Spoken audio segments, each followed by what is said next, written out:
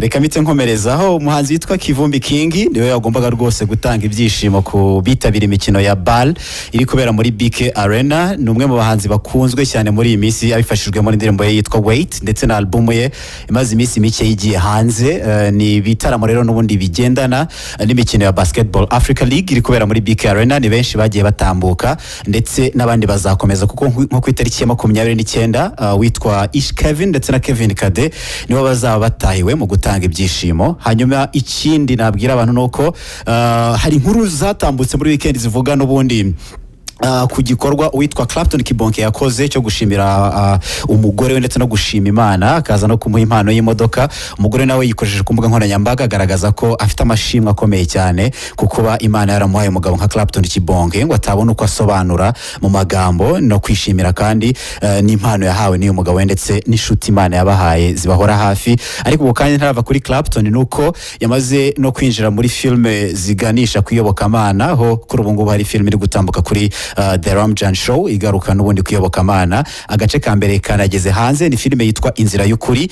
Numwe mu bantu rero bakina filme neza hani wacu mu Rwanda ndetse akaba namaze kubigeza ku rundi rwego. Hanyuma ikindi nabwira abantu nuko tugiye mu yandi makuru agaruka hani wacu mu Rwanda nuko abana babarizwa muri Sherry Silver Foundation n'abana barerwa n'umubyinnyi kabuhariwe mu muryango yashinze ufasha abana kwiga kubyina ndetse no kuririmba yewe bakanigiramo n'indimi zitandukanye z'amahanga. Byamaze kumenyekana ko bakoranye indirimbo na Adekunle Gold wari waje mu Rwanda yitabiriye n'ubundi igitaramo kigo cyagombaga kuba mu mikino ya BAL. Bavuze ko rero kuri ubu ngubu ubwo bari bamwiteguye ko azabasura basuye indirimbo yitwa Rodo inakunzwe cyane muri iyi minsi. Amakuru hari rero nuko bayisubiranyemo banayirecordingiye muri Country Records. Bizaba ari byiza cyane kuko n'uwitwa Adekunle Gold yanyuze ku mbuga nkoranyambaga akagaragaza ko yagiranye ibihe byiza n'aba bana ndetse akaba nabifuriza iterambere. Hanyuma kandi uwitwa Hamisa Mobeto yaganiriye n'igitangazamakuru cyitwa Zamaradi TV cyo mu gihugu cya Tanzania aho yaje gutangariza ko yatandukanye n'umugabo bari bamaze iminsi bakundana witwa Kevin Sowax n'umugabo wo mu gihugu cya Togo w'umukire witwa rero Hamisa yatangaje ko icyatumye batandukana ngo nuko buri umwe yabaga ahugiye mu kazi ke kandi batanaba mu gihugu kimwe bigatuma rero guhuga cyane baburirana umwanya nk'abakunzi kandi biba bikenewe. Gusa yavuze ko nubwo batagikundana ubu ngubu ari singo cyangwa nta mukunzi afite, ariko avuga ko n'undi uyu witwa Kevin azakomeza kumugira nk'inshuti ndetse anamushimira ibyo yagiye amufasha mu rukundo. Yigeze nko kumuha imodoka ya Range Rover ari nabyo byatumye abantu batangira kwibaza ko bakundana, ariko kuri ubu ngubu ntabwo bari gukundana. Hanyuma kandi imyaka 7 irashize uwitwa Ivan Semwanga yitabye Imana. Yahoze ari umugabo wa Zari the Boss Lady, arazwi cyane, ni umunyamideli kazi ndetse akaba n'umushabitsi, akaba n'umwe mu bantu bakurikirwa ku mbuga nkoranyambaga n'abantu benshi. Ubu rero yagaragaje rwose agahinda afite ko kuba yarabuze umugabo we wa mbere Ivan Semwanga, banabyaranye abana bagera kuri 3. Agaragaza ko imyaka 7 yumva nkaho byabaye ejo biturutse ku gahinda yatewe no kuba yaramubuze.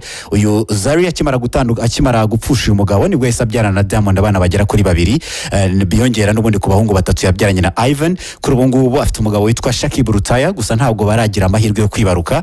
Hanyuma kandi muri Leta Zunze Ubumwe za Amerika witwa Taylor Swift nyuma yuko afite album yitwa The Tortured Poet Department, ubu ngubu iri ku mwanya wa mbere kuri Billboard Hot 200 ubwo ni mu album 200 birakunzwe ya mbere ku isi. Iyi album ye iracyari ya mbere, bimaze ibyumweru 5 ubwo ni ukwezi n'icyumweru kimwe. Ariko kandi uwitwa Billie Eilish umwe mu bahanzikazi bakiri batoya cyane nawe yicaye ku mwanya w'icyubahiro ku mwanya wa 2 kuri album ye.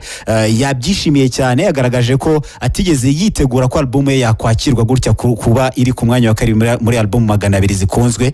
Ni album yitwa Hit Me Hard and Soft. Yagaragaje amashimwe akomeye cyane ndetse n'abafana be bagaragaje ko ibingibi ari bikeya n'ibindi ahubwo biri imbere cyane. Hanyuma ikindi navuga nuko witwa PDD ari mu kaga gakomeye cyane nyuma yuko amaze kuregwa ibyaha bigera kuri 7 bishingiye ku ihohotera rishingiye ku gitsina. Companies menshi yakoranaga nawe yamamaza arimo aragenda mutera umugongo. Kuri ubu ngubu company yamaze kumutera umugongo ni company yitwa America's Best Contacts and Eyeglasses. Ni uruganda rukora n'ubundi amarinete y'amaso, rwamaze n'ubundi kujugunya cyangwa gukura ku isoko amarinete ariho sinye y'uyu mugabo witwa PDD.